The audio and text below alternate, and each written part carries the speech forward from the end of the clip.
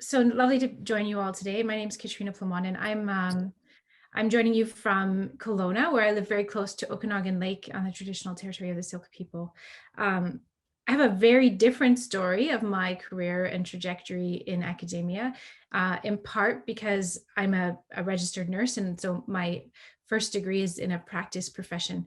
And I've had that degree for a long time now. It's weird to say sometimes, but I've been a registered nurse for 20 years. And my career has been quite circuitous. But I'll start first by even going to university. I was the very first person in my family to go to university, and I knew so little about even what a university was that the first time I even understood what would happen at a university was as a student walking into my first lecture hall. I really had no clear idea of what it would be like. I have the people in my family, it was a big deal if you graduated from high school. So it was a big step and a leap to go to university. And I wasn't quite sure what it would do for me. And I knew I loved learning, and I was really curious about many things. And I started off in sciences, and at one point had a small panic because I thought, if I end this, what will I do after? I've always had a worry. There was a sort of background worry about, what is any of this? What is the point? And I remember one day thinking, I can't have a job where I sit in a lab because I like people too much. And then I thought, oh, maybe I should do a degree in calculus. And also that didn't solve the problem of liking people so much and wanting to be around people. And it was quite an accident to end up in nursing, a happy accident. And I'm very glad I did, because a practice profession has been really aligns with my worldview. It aligns with what I want to be in the world. And I've always really had a deep commitment and desire to be in service, and to do service leadership kind of work.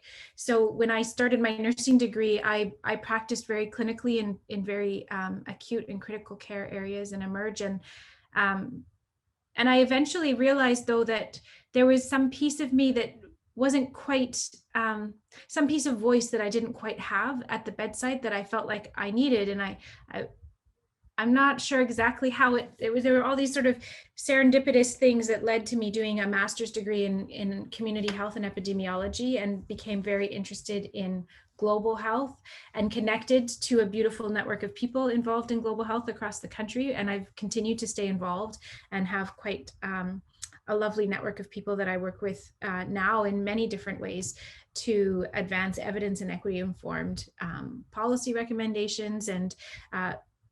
And when I decided my decision to pursue a PhD really came, even though I'm an early career investigator and I'm an assistant professor and early in my academic career, my decision to pursue a PhD came at a sort of early midpoint in my career. And it was because I really realized and found that research could play a transformative role in the systems where I was working, and answer questions and come up with solutions for real problems that people were grappling with. And I had been working in street outreach and had become increasingly interested in issues of equity and social justice, and in making sense of the connections and relationships between things that happen far outside our domain of control, but have a very real impact on the lived experiences and life trajectories of people. And I've always believed we could do better. And eventually it seemed like, in order for me to continue to expand that platform and have the credibility and voice that I wanted, a PhD was quite essential, both for building my skill set and for my own personal learning, but also because it opened a new branch in my path that would give me a new platform, and a new kind of leadership that was outside of the health system settings that I was working in, where academic freedom has become a really important part of my scholarship in equity science and knowledge translation science. So yeah, I think I'll stop there. Very circuitous path, strangely in my middle of my career, but early in my academic career, and very much believe in research having a very important role in service to society as part of a public good that can be part of advancing more equitable futures.